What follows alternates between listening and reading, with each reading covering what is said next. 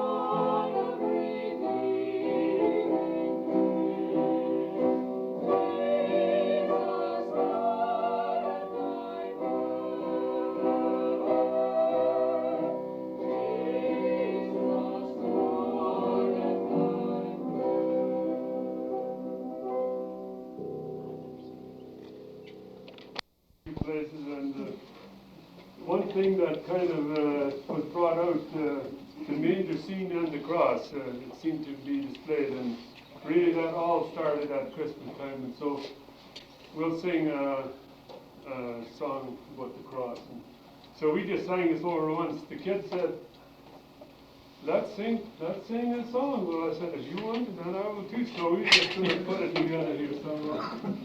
You have only one book.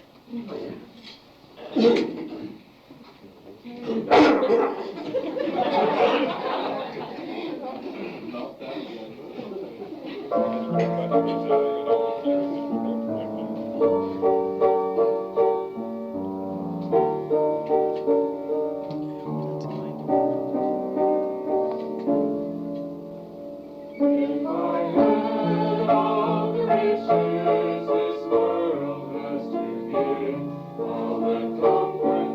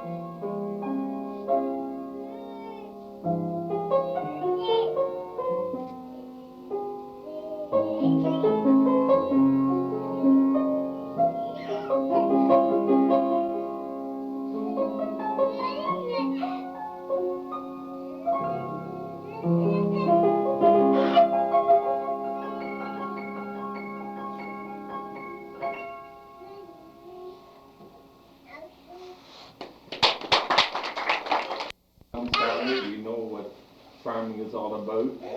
Hard times, good times, and a few of us older ones like Adeline and we know, we can still remember some of the 30s years, how tough it was. Dad had to go and cut pieces of logs up, and he made little wagons for us and painted them, and those were our Christmas gifts. And out of Prince Edward Island there comes a true story apparently, and it's called Why Farm Wives Age Fast. This is comical, but that's one good thing, because Christians we can have fun too, and so this is going to be a fun thing. Mom's plucking leaves her turkeys out in the cold. This time of year is one of rejoicing, but when you live on a farm, a few new gray hairs can often find their way into the festivities.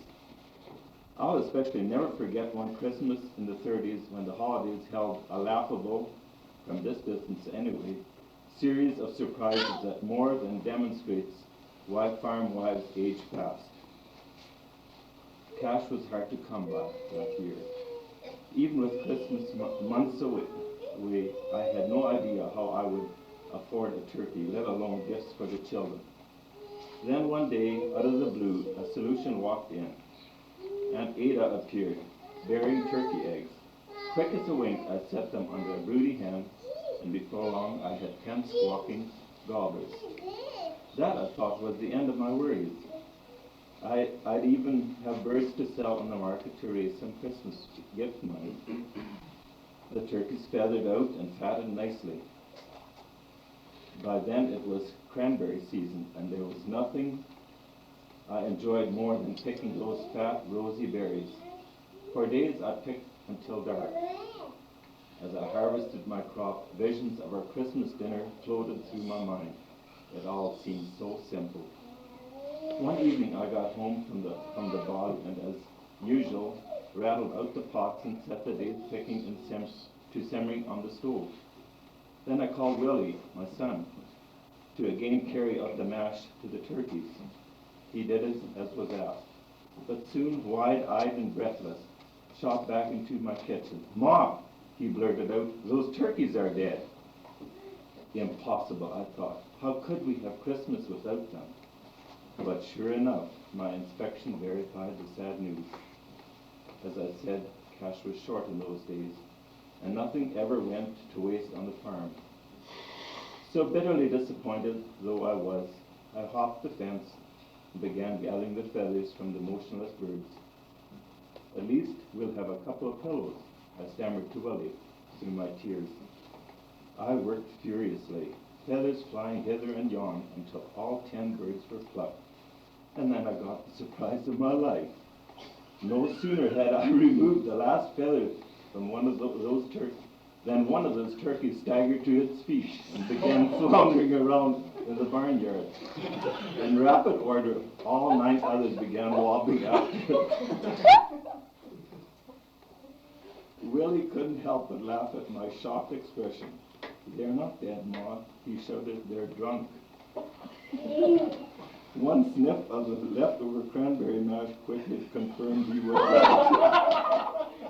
It had fermented. What was I going to do?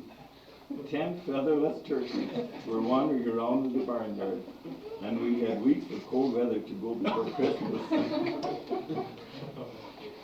My husband fixed a pen for them in the barn right away, and in time they sobered up nicely. But I feared even that spot wouldn't be warm enough for them. I shouldn't have worried.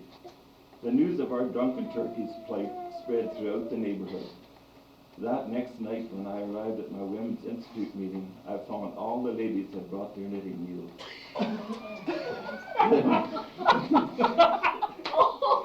The needles clickety-clacked all evening.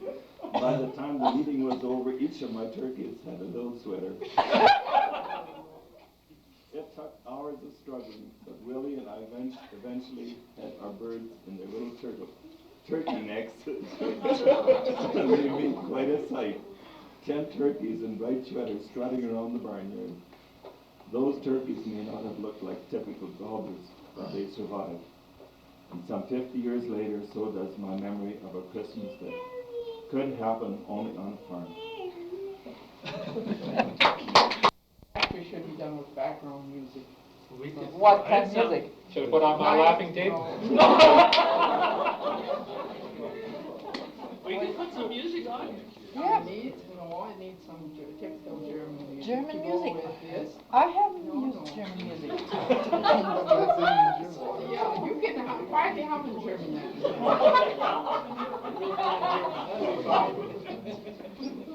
Well, I wanted the music just so that if you got tired of listening to me, then you could listen to the music.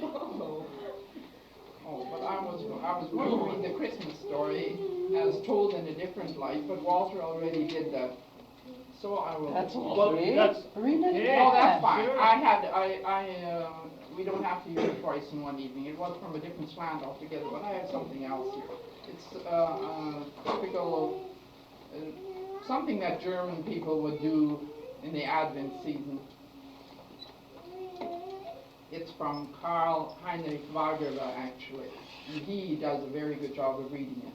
I can't do it, and it's done in German, so I just quickly try to put it together in the English so it won't sound just right. But it's just a little something how Germans prepare for Christmas. Advent. Advent, so they say, is the quietest time of the year. But at our house, it was in no way the quietest time of the year. During these weeks, my mother rushed about in the kitchen with bright red cheeks as though laden with dynamite. And the air in the kitchen smelled so good too. But then the Advent season is a time of precious smells. Baking apples, wax candles, burnt sugar and the like. I don't mean to belittle eating in Paris or Bellure. But vanilla and cinnamon and toasted almonds do smell good too. I was the one who had to endure all the painful hours of mixing this dough. 4 times of repeating the Lord's Prayer for stirring the butter. 3 more for the eggs, and the whole rosary for the flour. My mother, in her good art of cooking, had the custom of mixing all the dough by saying the Lord's Prayer, out loud, of course, so that there would be no chance for me to dip my fingers in that precious dough. If only I would have outgrown my boy's socks, I thought. I vowed at that time I would eat a whole bowl full of cookie dough, while the cook should have to stand beside that hot kitchen oven and watch me do it. But sad to say, that is one of my boyhood dreams which never was fulfilled. After our meal, all the decorations were hauled out. This too was an artist's task. That was the time when you could still buy some gold paper from the corner store for a few pennies. Our chore was to dip nuts in very fine glue, or thin glue, and then blow gold powder dust all over them. The biggest ordeal was that we all had to sit around the table in a circle, and we were not allowed to breathe. We all turned blue-red for lack of air. Oh, but then it did happen. Someone sneezed, and at that moment all the gold dust would go sailing through the air like shiny, tiny butterflies. And it didn't matter who the culprit was. The blame was always put on me.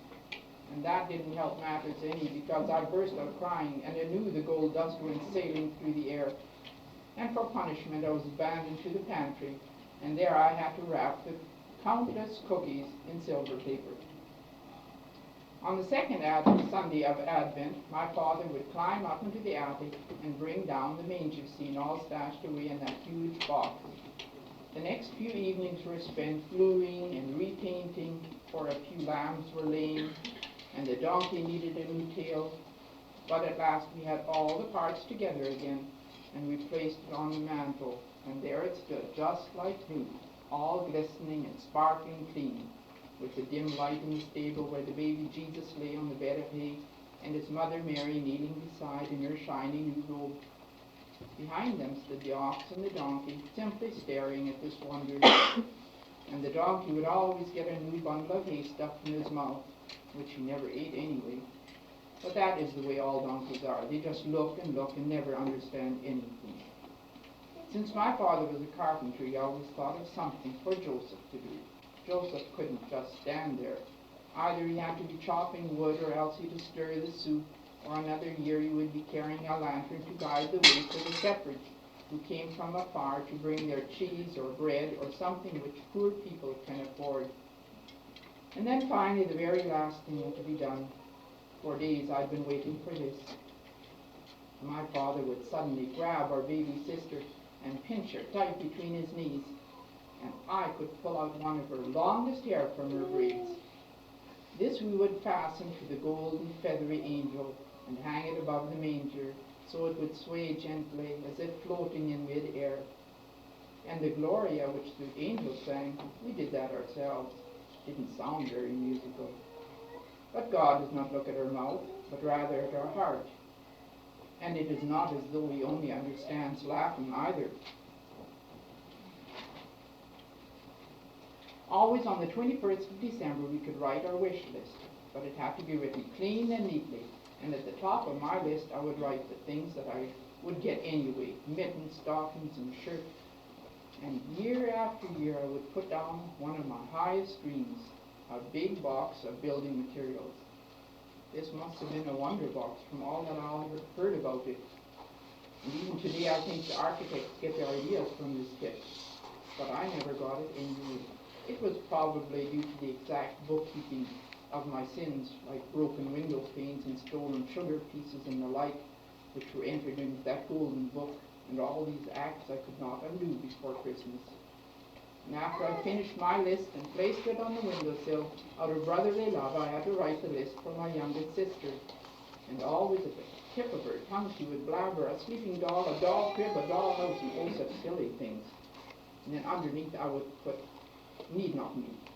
But on Christmas Eve my sister would get all these countless nice things anyway, and I would be busy trying to ruin some of these things so that I could still use them for myself. Then shortly before Christmas was the last big ordeal, the bath in the kitchen. It all began very innocently. I would sit in the tub like a scalded pig, splashing water all over the place, hoping to escape the shame of having to be washed. But suddenly my mother grabbed her stiff bristle brush and would scrub me all over. and all my begging to say I was old enough to bath myself was of no avail. Then in utter desperation, my father would have mercy on me, and he grabbed me and held me tight in his arms, a very transparent me. And now it really was the quietest time of the year, the most peaceful of all, as my father held me on his lap. Christmas Eve at our house would not have been complete without a Christmas carol, even if it was not as good as the first Holy Eve when the angels came down to sing their Gloria. We were not a very musical family, but we all stood around the lighted Christmas tree. My mother would start the song, "O Christmas Tree," but we never got beyond the first verse, because at the first few notes my sister was so moved that she started to cry. My father held out a few more beats before he noticed that what he was singing didn't even belong to that song. And as for me, I was so puzzled. I could not understand, why does a tree have to be praised for its green needles? I was singing the alto part, which I couldn't get either, but I carried on until my mother nudged me to be quiet, and then she would sing the solo to the end of the song, which she should have done in the first place. After the candles had all been put out, midnight, we'd go to church. And I shall never forget how proud I was the first time when my mother declared me grown up enough that I could walk beside her as her son, her protector, without her holding my hand. And in the church I could now kneel on the men's side with my Advent candle, and the ladies would be up on the stage singing, while the pastor stood silently behind the pulpit and listened. This was all so touching and festive. But today, this is all a long time ago. Christmas Eve is still full of mysteries. It remains the night of revelations and hope. And so today, the Advent season is not a sad, dreary time, but a time of hope. For there is no comfort and healing from the wisdom of the wise men, or might from the mighty. Jesus did not come into this world that we become stronger or wiser, but rather gentle, more caring, and therefore it is alone the strength of the heart that can save us.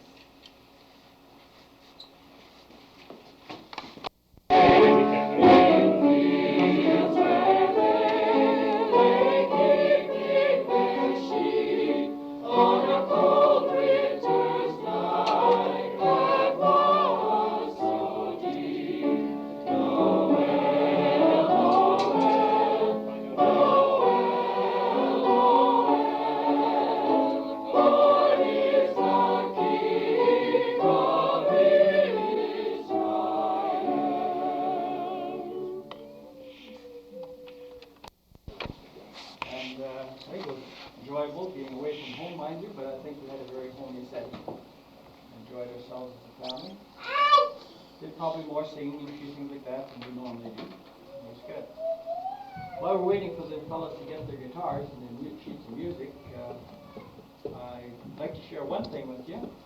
It's related to my personal setting.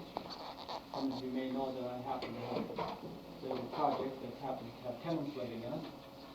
And this year, I did have a few dollars left over from that expensive place. I said, well, what am I going to do for the tenants this year? So I went to the Bible house and I picked up the little New Testament. $1.75. My goodness, a good deal. So I bought a couple of dozen of these. And then I said, well, it wouldn't look very good just to hand this out. So I went shopping for some turtle chocolate, because that's what you do at Christmas, you eat chocolate. Wrapped it all up and put a little note in it and handed every sweet one of these things. Put a little note in and now if you want to read about the first Christmas, turn to page so-and-so in chapter 2. I haven't been back since then. I'm curious to know how to be received. I can tell you that the people that live there are a lot of old people. Their background is the Orient. There would be probably one or two Indian families. That's the kind of people that are there. So they're not the kind of people that know what Christmas is as Canadians would. And so I'm curious to know what kind of reaction I get when I get back home and meet these people again. And it'd be interesting whether they give it a positive or a negative response. It really doesn't matter.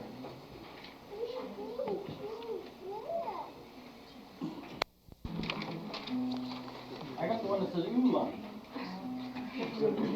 I think you need a campfire yet. Oh, yeah, maybe. Some stools. If the guitar picking isn't quite right, you can blame our guitar teacher in the corner over there.